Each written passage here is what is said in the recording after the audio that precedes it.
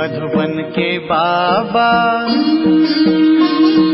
मधुबन के बाबा मुरली वाले, आपका क्या कहना, आपका क्या कहना। ओम शांति। आज 19 मई 2026 के साकार मधुर महावाक्य हैं। आज मीठे मीठे बाप दादा बोले, मीठे बच्चे, आत्म अभिमानी भव, चलते फिरते उठते बैठते यही अभ्यास करते रहो तो तुम्हारी बहुत उन्नति होती रहेगी। बाबा ने कहा, मीठे बच्चे, आत्म अभिमानी भव, चलते फिरते उठते बैठते यही अभ्यास करते रहो तो तुम्हारी बहुत उन्नति होती रहेगी।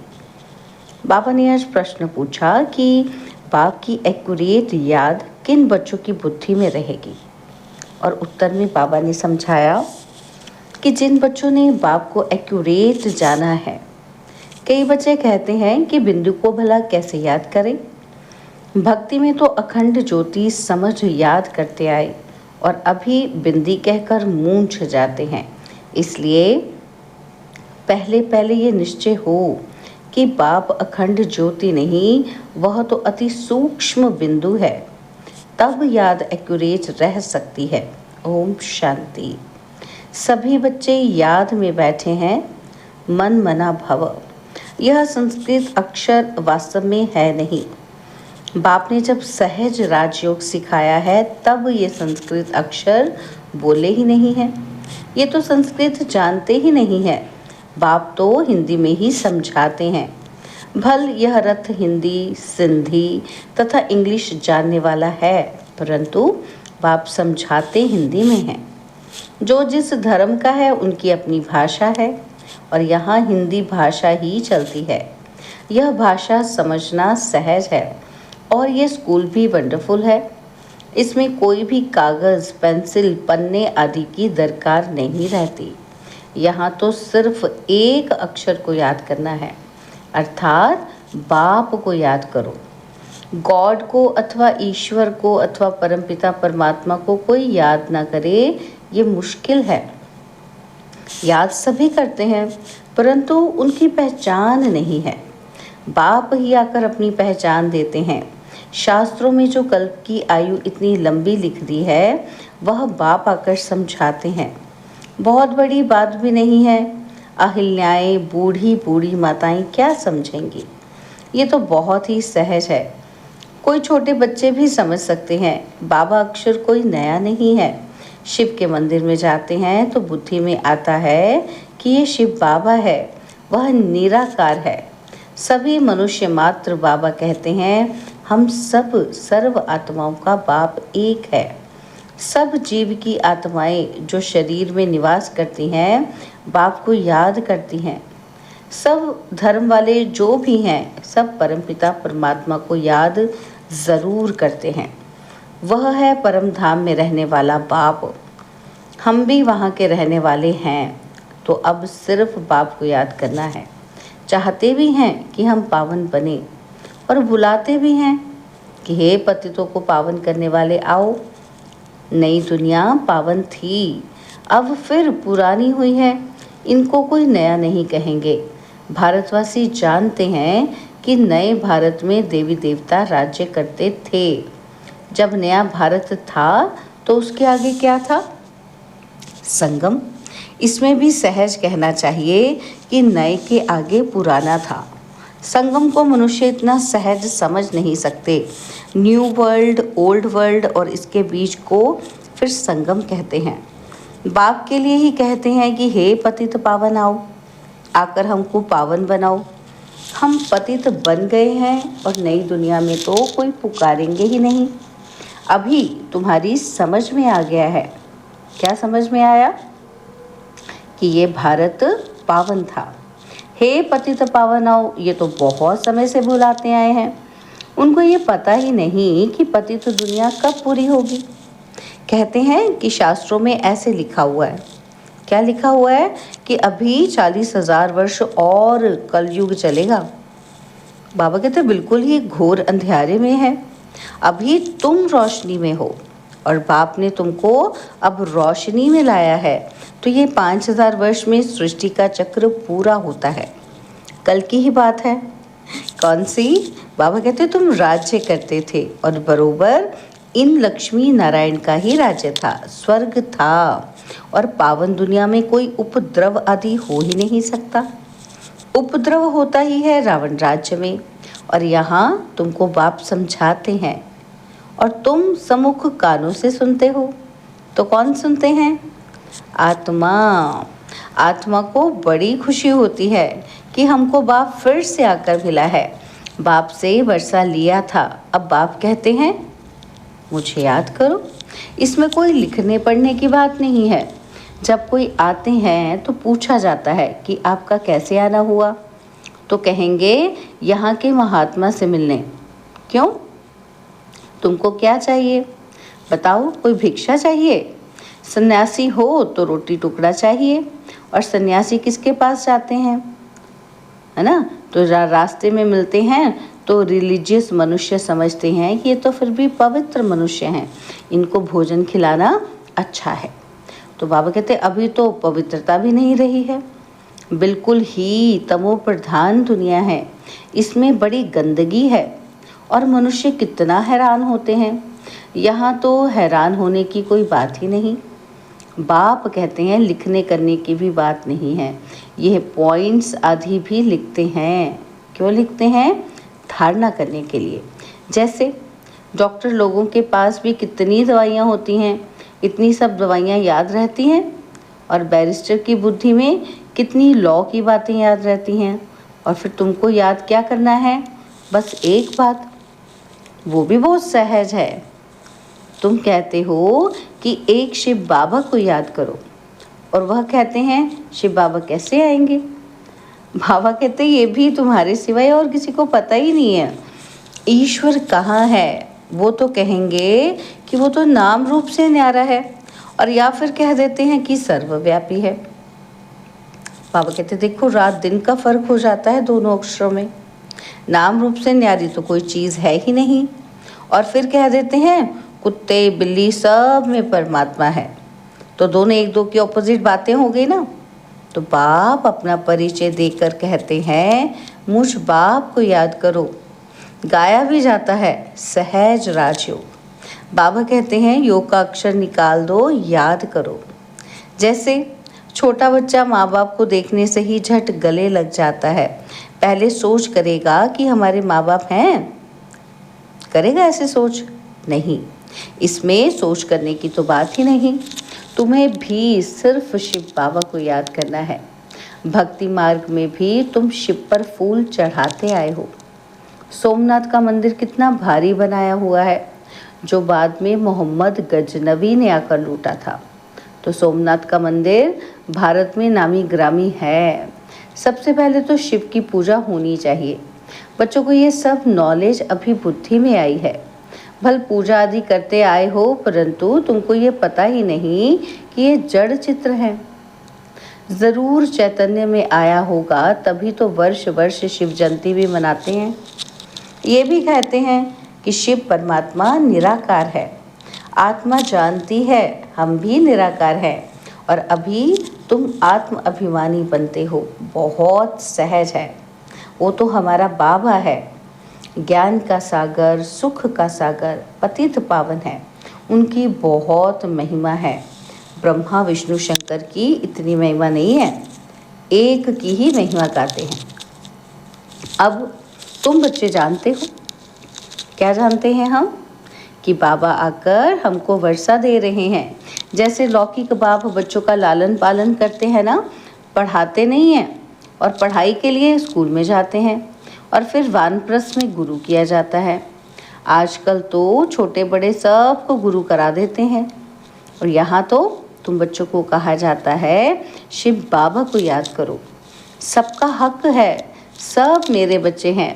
तुम्हारे में भी कोई हैं जो अच्छी रीति याद करते हैं।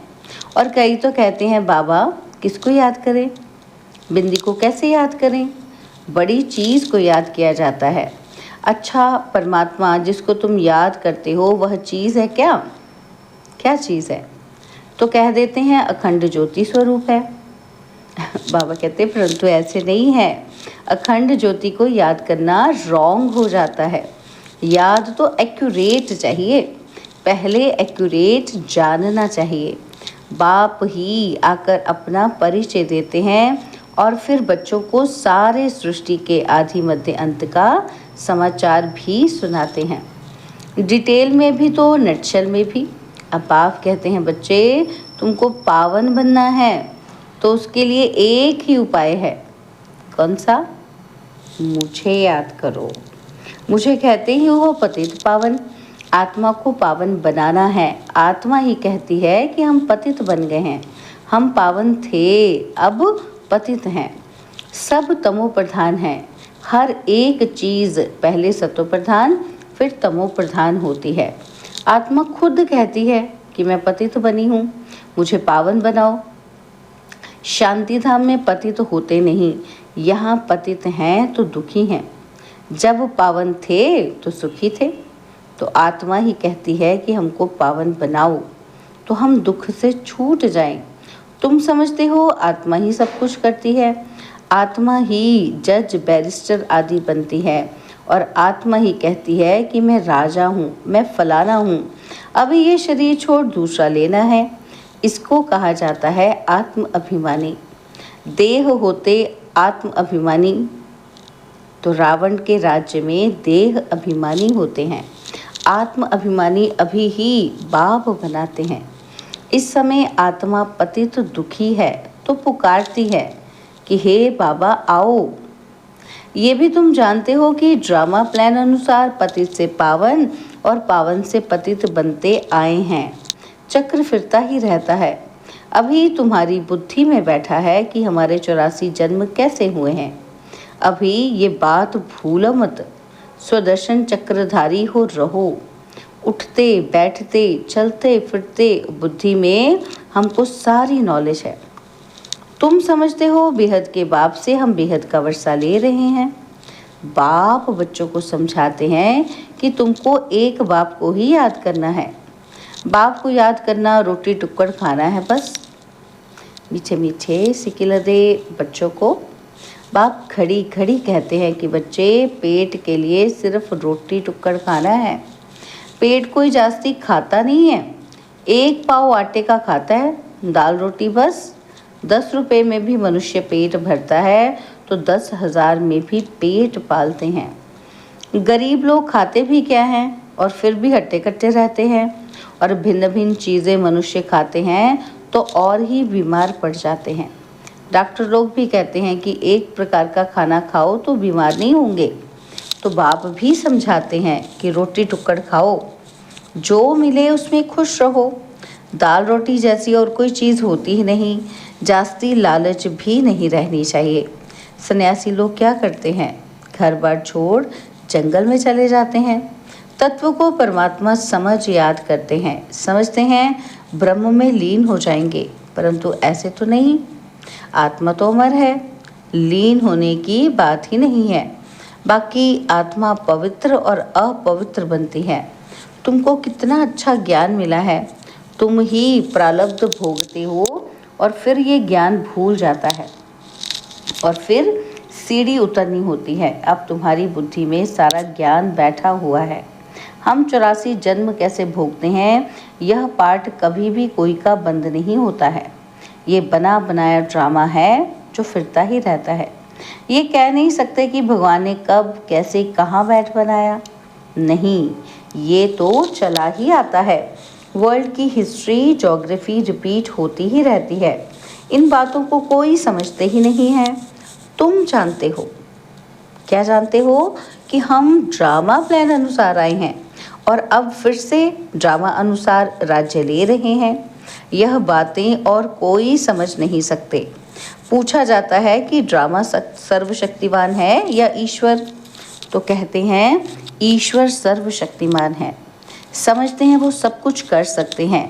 बाप कहते हैं मैं भी ड्रामा के बंधन में बांधा हुआ हूँ। पतितों को पावन बनाने मुझे आना पड़ता है। तुम सतयुग में सुखी बन जाते हो और मैं भी जाकर विश्रामी होता हूँ परम धाम में। तुम सिर कूल्हे चढ़ जाते हो, तुम्हारी शेर पर सवारी है। बाबा ने कहा कि तुम जानते हो कि सेकंड बाय सेकंड जो भी चलता है वो ड्रामा की नूंद है। तुम बच्चों को कितनी अच्छी नॉलेज है। अब सिर्फ बाप और वर्षे को याद करो बस। कागज पेंसिल आदि की कोई दरकार नहीं है। ब्रह्मा बाबा भी पढ़ते हैं, ये तो कुछ रखते ही नहीं है। सिर्फ बाप को याद करना है तो वर्षा मिलेगा। कितना सहज है। और याद से तुम एवर हेल्दी बनेंगे। ये है धारणा की बात। लिखने से क्या फ़ायदा होगा? ये तो सब विनाश हो जाएगा, परंतु कोई याद रखने के लिए लिखते हैं। जैसे कोई बात याद करनी होती है तो गांठ बांध देते हैं। तुम भी गांठ बांध लो। शिव बाबा और वर्षे को याद करना है, ये तो बहुत सहज है। योग अर्थात याद। कहते हैं बाबा याद नहीं ठहरती, योग में कैसे बैठे? अरे लौकिक बाप की याद उठते बैठते चलते फिरते रहती है, तो तुम भी सिर्फ याद करो, बस बेड़ा पार है। अच्छा, मीठे मीठे सिकिलते बच्चों प्रति माता पिता बाप दादा का याद प्यार और गुड मॉर्निंग। रूहानी बाप की रूहानी बच्चों को नमस्ते। हम रूहानी बच्चों की रूहानी बाप दादाजी को दिलवा जान सिकवा प्रेम से नमस्ते। ओम शांति। प्यारे बाबा, मीठे बाबा, मेरे बाबा, शुक्रिया बाबा, शुक्रिया बाबा, शुक्रिया। धारणा के लिए मुख्य सार है। पहला पॉइंट है स्वदर्शन चक्रधारी बन 84 का चक्र बुद्धि में फिराते रहना है। बेहद बाप को याद कर बेहद का वर्षा लेना है, पावन बनना है। और सेकंड पॉइंट है किसी भी चीज़ की लालच नहीं करनी है, जो मिले उसमें खुश रहना है। रोटी टुक्कड़ खाना है, बाप की याद में रहना है। बाबा ने आज हमें वरदान दिया, सर्व के दिलों के राज को जान, सर्व को राजी करने वाले सदा विजयी भव। सर्व के दिलों के राज को जान, सर्व को राजी करने वाले सदा विजयी भव।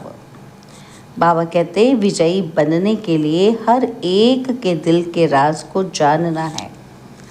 किसी के मुख द्वारा निकलने वाले आवाज़ से उसके दिल के राज को जान लो तो विजयी बन सकते हो। लेकिन दिल के राज को जानने के लिए अंतर्मुखता चाहिए। जितना अंतर्मुखी रहेंगे उतना हर एक के दिल के राज को जानकर उसे राज़ी कर सकेंगे। राज़ी करने वाले ही विजयी बनते हैं। स्लोगन है वैराग्य ऐसी योग्य धरनी है जिसमें जो भी फल डालेंगे वह फलीभूत अवश्य होगा। वैराग्य ऐसी योग्य धरनी है जिसमें जो भी फल डालेंगे वह फलीभूत अवश्य होगा। और बाबा के व्यक्ति इशारे हैं सदा अचल अडोल और एक रस स्थिति में रहने के लिए। बाबा कहते हैं सदा उमंग उल्लास में एक रस रहने के लिए जो भी संबंध में आते हैं ना, चाहे स्टूडेंट चाहे साथी, सभी को संतुष्ट करने की उत्कंठा हो। जिसको भी देखो उससे हर समय गुण उठाते रहो। सर्व के गुणों का बल मिलने से सदा काल के लिए उत्साह एक रस रहेगा। गुणग्राही बनो, अब गुणों को देखते हुए भी नहीं देखो। अच्छा, ओम शांति। तो आप सभी प्यारे प्यारे भाई बहनों ने मुरली को सुना और अभी आप सब कमेंट्स में मुरली के कुछ पॉइंट्स लिखेंगे जिससे सेवा अर्थ अन्य भाई बहनों को भी मुरली को समझने में आसानी रहेगी। तो सभी अपने अपने कमेंट्स ज़रूर लिखें। ओम शांति।